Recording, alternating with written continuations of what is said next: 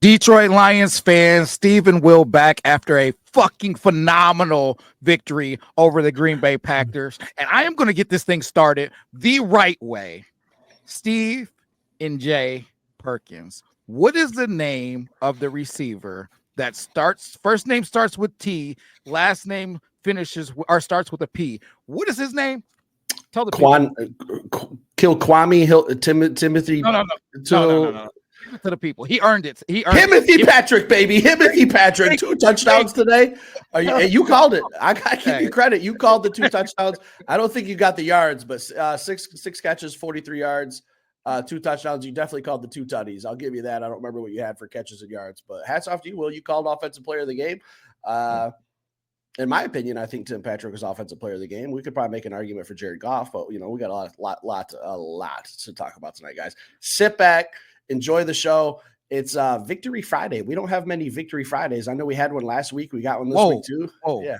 Steve, it's just Friday. Just Friday. It's just Friday. It's just Friday. No big deal. It's not Black Friday. It's not Victory Friday. It's just the Friday. Lions happen to win the game the night before. So sit back, enjoy the show, hit that subscribe button, hide from your boss. Push all your conference calls back. You got to sit back and just reflect on this Detroit Lions win. Will, where do you want to start at today? I got a lot of stuff that I want to dive into. We'll start with the positives, okay? I got some concerns that we'll talk about at the end of the show. Hey, remember our rules is what I'm going to say. Yep. Coach, we got some things to talk about tomorrow, but remember our rules. I will say that. But where do I want to start? I want to start with the energy of this game. I want to start with, did you see what was going on in that tunnel before the game even started? I'll be honest, I did not, due to we both had to work today. I got off work about 6 o'clock. By the time I got up there, it was roughly 18 minutes before the game time. So the players were already in the tunnel. We made it pretty much like right before intros, but I did see it on Twitter. I seen some stuff that happened on the field. Where do you want to go first, Will? It was rowdy. I want to start. It was rowdy. And there's been some things that have happened over the season with our Detroit Lions, man, and some of these players and them just being a little chippy, them having a little chip on their shoulder, having a little bit of edge to them, and I love it. And before this game, let's take it back. Before we even got to them being at Ford Field today, Tucker Kraft had some shit to say. Right. He had some words leave his mouth that I feel like that needed to be addressed. And so did Xavier McKinney, both times we've played. So we caught Tucker Kraft in that little tunnel area, and some words were exchanged with him and Kirby Joseph and Terry and Arnold. So I just love it, man. These guys play with a certain amount of edge. They do it all the time. They do it consistently. And when you come to Detroit, we're not to be fucked with. Bottom line. that's the bottom line. Two F-bombs, 3 minutes into the show. I like the energy. I love it. Mama Ford's going to spank that butt if she watches this one tomorrow morning. She might have dropped one too. She was watching. Hey, shout out Mama Ford if she was. Yeah, man. You know who this Detroit Lions team reminds me of? Like, it really does remind me of the Bad Boy Pistons. Like, you can show up here. You could talk a lot of shit. Hey, talk all you want. Get on Twitter, run your mouth, do some interviews, say what you're going to say. Freedom of speech. I'm all for it. But when you put those pads on, you come to Detroit on prime time, better back it up. And I will say this. I'll give Tucker Kraft a little credit. He had a decent game for the Green Bay Packers. But, yeah, man, we just got some dogs on this team. Like, guys who are standing on business. That's the term that gets thrown around. This team, like you said, is not taking any of that bullshit. If you're going to talk it, we're going to walk it, okay? And I'll say this. Not even just that. We had fans getting into it with the coaching staff. Did you see Matt LaFleur on the field with I would assume it was a season ticket holder that was on the field for the what do you want to call it? Like the introductions where they're holding like the flags. I saw one of the fans from the Lions getting in LaFleur's face, and I thought that we got fans out there setting the tone for this Packers game, setting the tone. So shout out to whoever that guy was. If you know him, maybe we have our first special guest on the podcast, because I'd like to see what was said, what was going on. I'd like to get the inside scoop. So if you know who that was, tag him in this episode or send it to him. We would love to get some inside information. Yeah, tell him DM us. but going along with that, before we get off of that, Steve, one of the most humble people in the Detroit Lions to me is Jack Campbell. There was a play made where Brian Branch absolutely actually it was Carlton Davis, but there was a play where Brian Branch did it too. Carlton Davis took Tucker Craft down to the ground.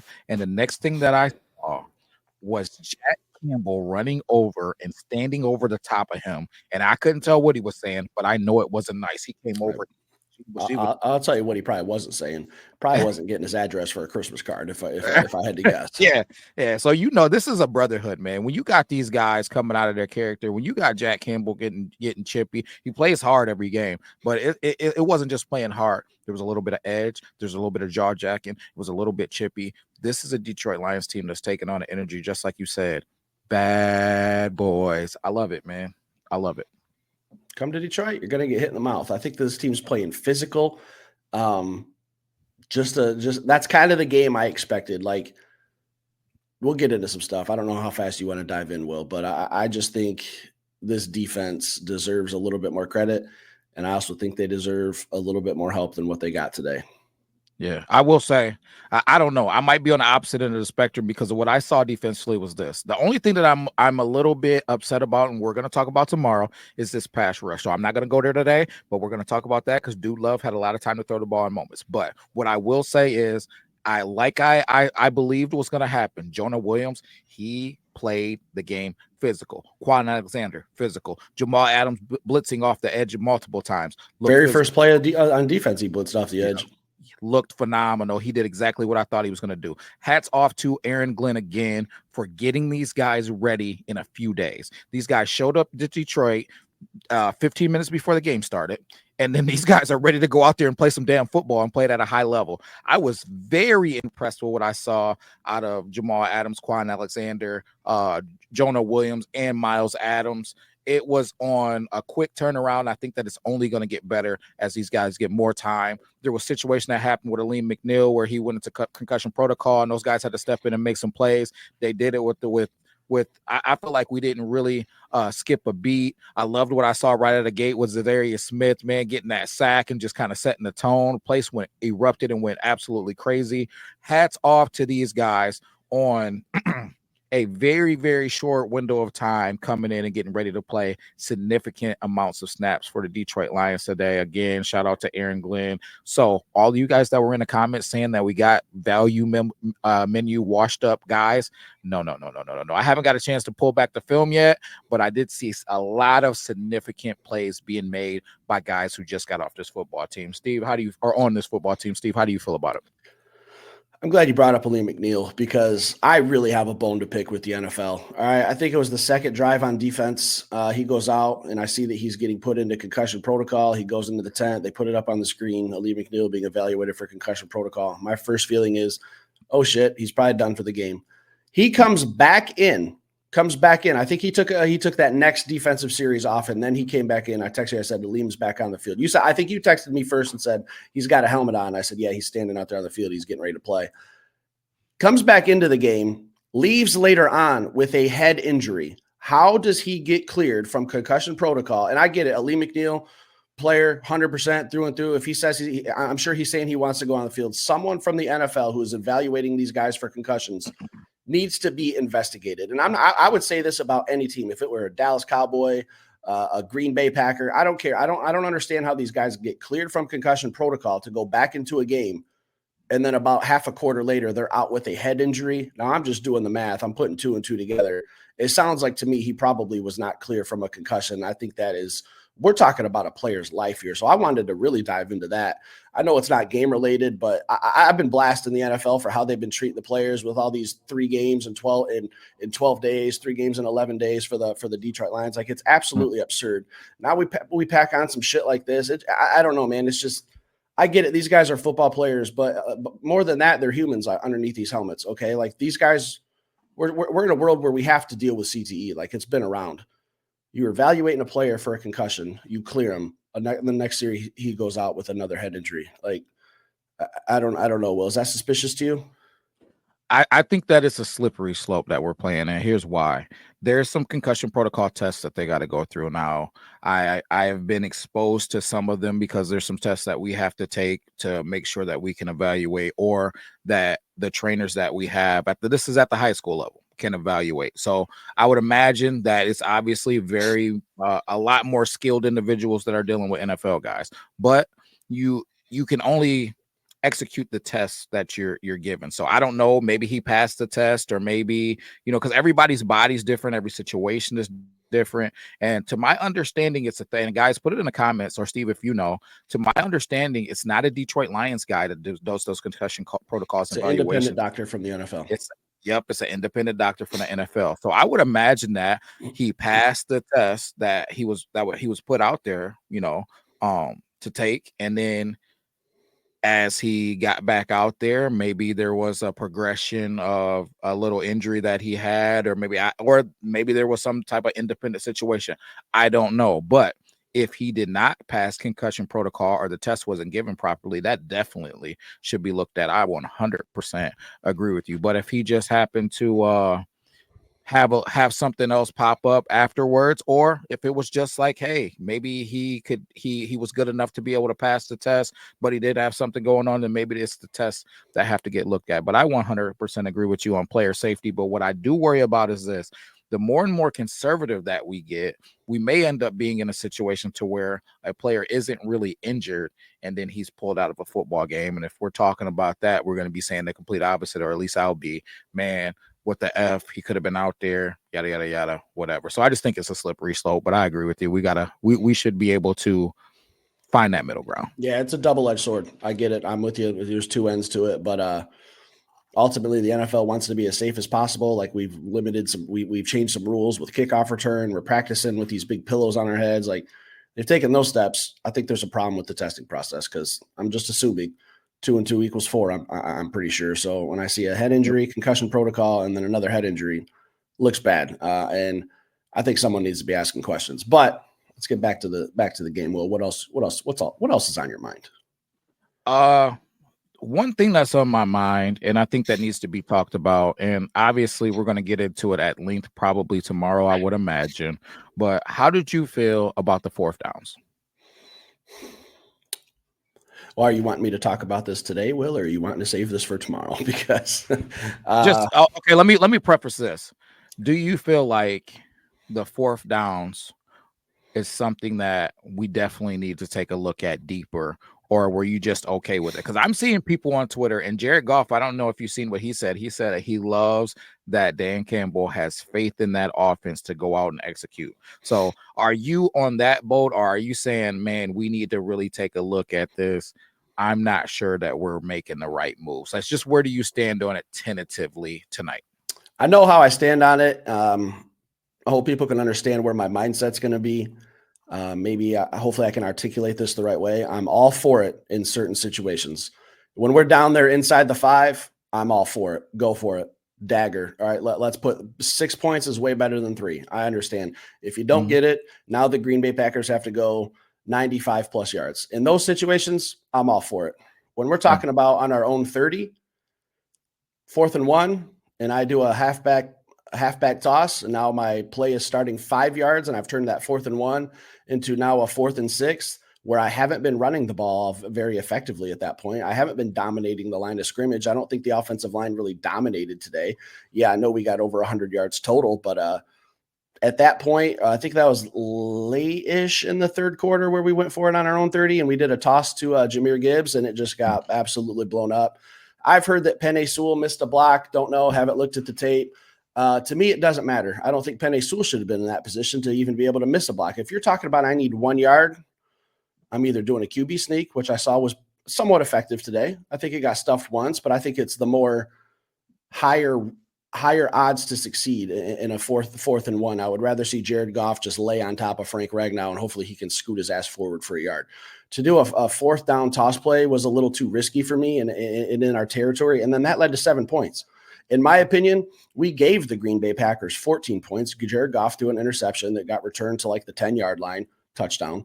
And then that play right there where we give the ball up almost in the red zone, another touchdown. That's 14 points, if my math is correct. Again, I don't know. I'm not a math major.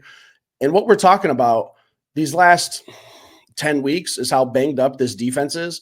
So to do a risky toss play that I think is probably listen, if you're one of those next gen stats guys and you could give me like the odds probability on a toss play being successful on 4th and 1, leave it in the comments. I'd love to know what the odds are that play is successful. Now you're putting your defense where you literally have a third string defensive line in there, and you're just kind of throwing pieces together. You're saying, hey, guys, I'm going to put you in another tough spot.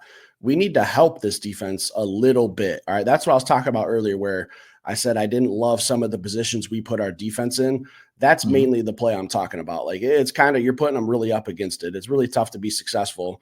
The Packers have some weapons. All right. We didn't even hardly see Jaden Reed today. But to answer your question, I'm all for it in certain positions. Hopefully, I've articulated my answer well enough. I'm sure someone will pick it apart in the comments and let me know what an idiot I am. But I mean, we can also talk about the final drive with the field goal too. I thought that was pretty reckless as well.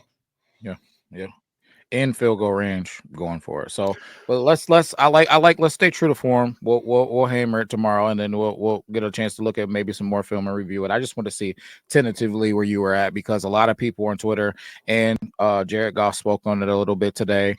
They're talking about how they absolutely love it, how Coach Campbell's got King Kong balls and all of this stuff. But even Coach Campbell has stood at that podium and said before, these decisions are the type of decisions that have caused them to lose football games in certain moments. So I like it. Let's dig into it again. You mentioned Jaden Reed. I love it. Do you know how many receptions and yards that he had today? God, I think he had one, if I'm not mistaken.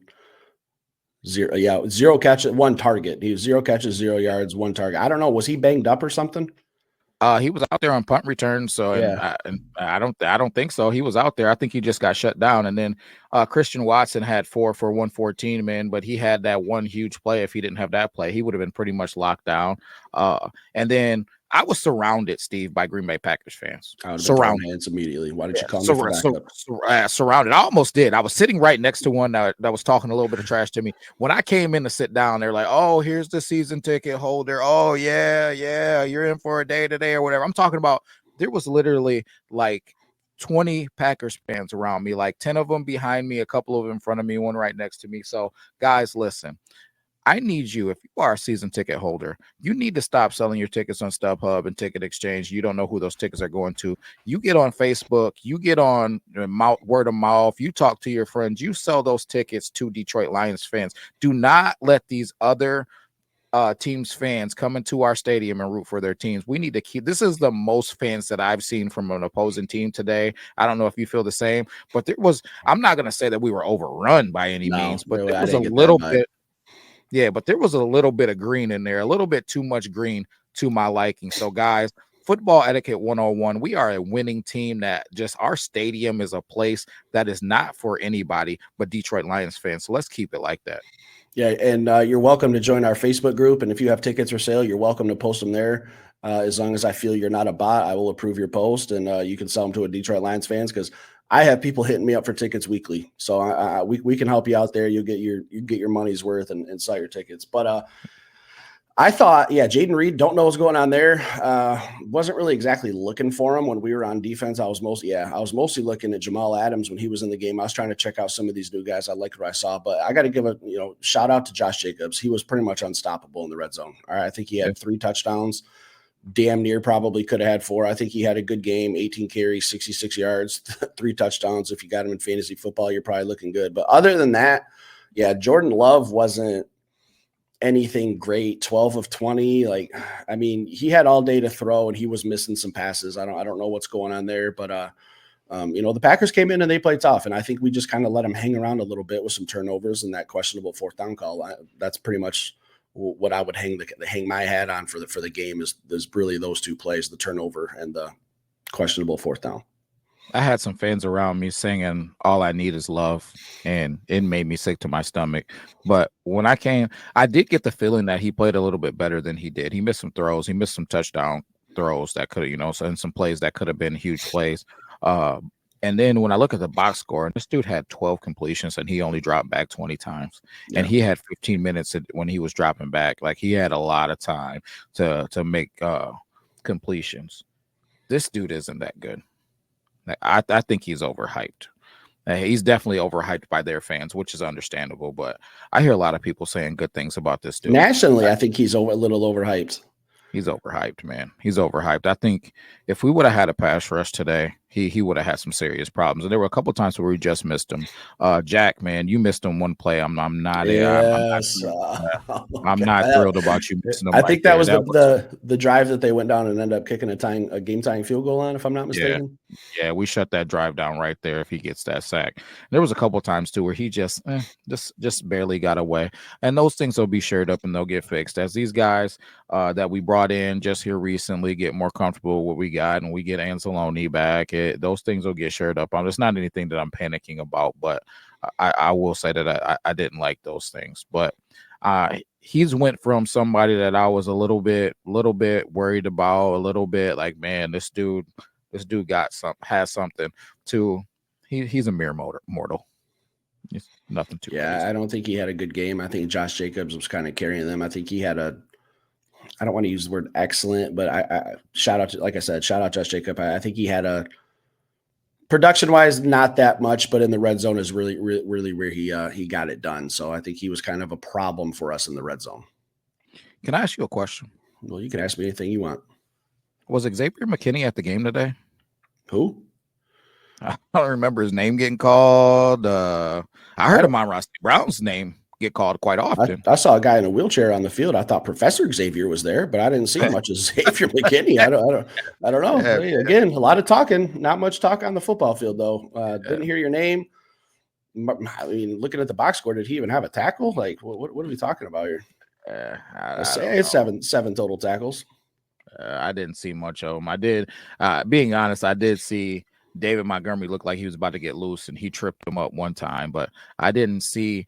When I think about best safeties in the league, because this is a few weeks ago, he was in the conversation as best safety in the league. Right? He was leading with interceptions, and I told you guys that Kirby Joseph was going to come stomp on that. I did mention that. I got to pat myself on the back, and Steve agreed. But now, when you're talking best safety in the league, I feel like you should be impacting games. I should feel your presence. I feel Kirby Joseph when I watch the defense. I feel Brian Branch when I watch the defense. He's absolutely smacked Josh Jacobs. That was rude. That was a man. That play he tried to bounce outside. Don't do that anymore. If you see Brian Branch, get down, slide, do whatever you need to do. Take your shoes off when you come in my home. Yeah, because I'm gonna tell you this. That's gonna be as soon as this all 22 comes out, that is gonna be a highlight. The guys, don't worry, I'll be posting that real soon. But bottom line is this: I don't feel Xavier McKinney in football games. Now, does he make some plays? Like when I broke down the film the first week we played him, does he make some plays if you leave that ball hanging up in the middle of the field? He does, but to safety to me isn't just a guy that just plays center field. He's got to be able to come down and play man coverage on a tight end or a running back out of the backfield. He's got to be able to stick his nose in there and play in the run game. He's got to make some big tackles, force fumbles. Like guys, stop putting him in the number one safety in the league conversations. We got 3 safeties on our, maybe 4 now on our team that's better than him. Like, 2 for sure. Yeah. End of story. I'll take Ife Melifonwu if Melifonwu is healthy over Xavier McKinney. Maybe I'm crazy. You guys let me know in the comments. I think you're a little crazy about that because I need to at least have Ife on a field before I can. That's what I'm saying. If he's healthy, yeah, if he's healthy, because the way Ife blitzes, I'll tell you this: last season, PFF had him ranked as the number 9 safety in the league. He was ahead of Xavier McKinney. So I mean, hey, but they see something in him as well. William, this is the perfect time for a 10-day off stretch. Like this is the absolute perfect time. Now, normally as a 2 diehard football fans who eat, sleep, breathe Detroit Lions football 365 days a year, no days off, I'm thinking, man, it sucks. I have to wait 10 days for a Detroit Lions football game. This is the most important 10-day stretch right here. Okay. And winning this division game against the Green Bay Packers, tough game. They played some physical football with us today. We need this 10 days off. We need to get some guys back. Another week for Alex Anzalone to heal up. Josh Pascal, Levi Onwuzurike, Ali McNeil today. I think Zadarius Smith has been dealing with some boo-boos. This whole team is banged up. This is a golden chance to get some guys healthy.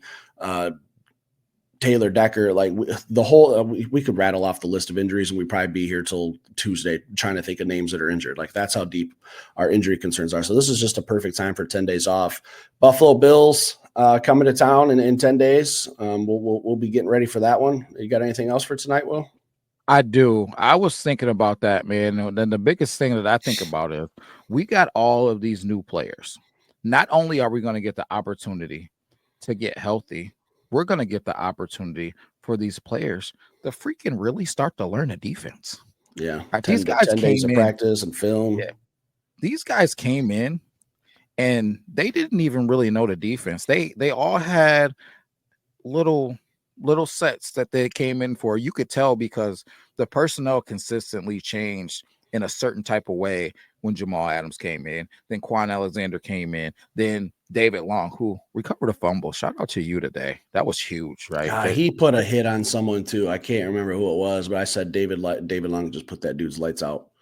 Yeah, And I man. think the So guy was down for it. Might have been like late in the fourth quarter. I think it was one of their wide receivers. He just absolutely flew over there like a missile and popped him.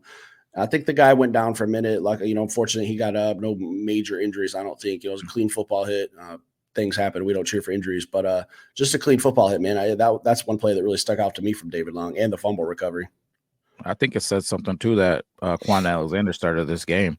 So David Long is a guy who I like on that football field. And if you're telling me Quan Alexander is better than him, they're playing that game strong. They're playing that game fast. They're playing a physical nature. I like these additions and what they're going to do to our football team. When you're talking about Quan Alexander, David Long, and now Jamal Adams, I like where this thing could be in 10 days, man. And the last thing I'll say is this, and I'll get off my little soapbox here. Are you ready? I'm ready. Play. End of story. Yeah, I tried to tweet that out, but my phone was acting up at the end of the game. Yeah, period. Hey, Detroit Lions are one of the first teams in the playoff. I think we're the first NFC team to clinch a playoff spot. I think the Kansas City Chiefs did it last week. So we got to take care of some more business. We got to win this division, get a home playoff game.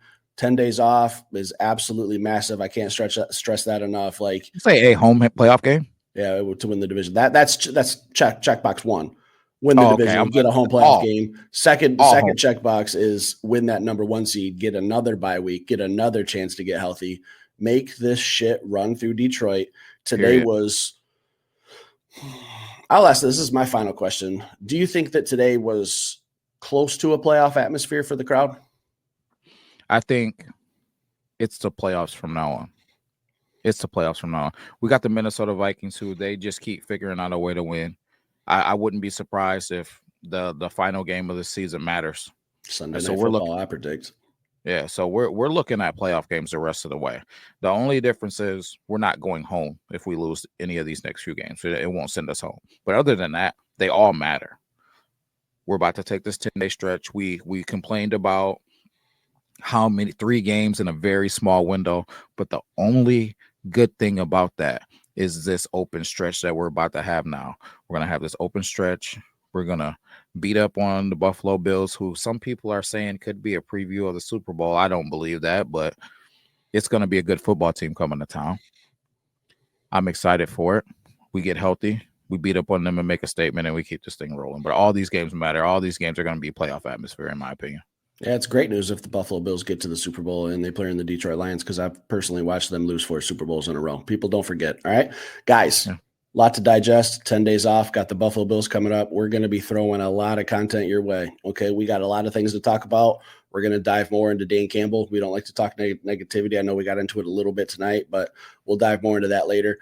12-1. First time in Detroit Lions history, we've went on an 11-game winning streak, clinching the playoffs. We got some more business to take care of. A lot more business. We got Josh Allen coming to town. He poses a lot of problems.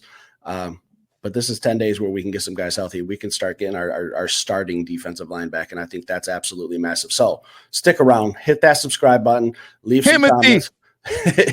Leave some comments, hit that like button. We will be back later with another show.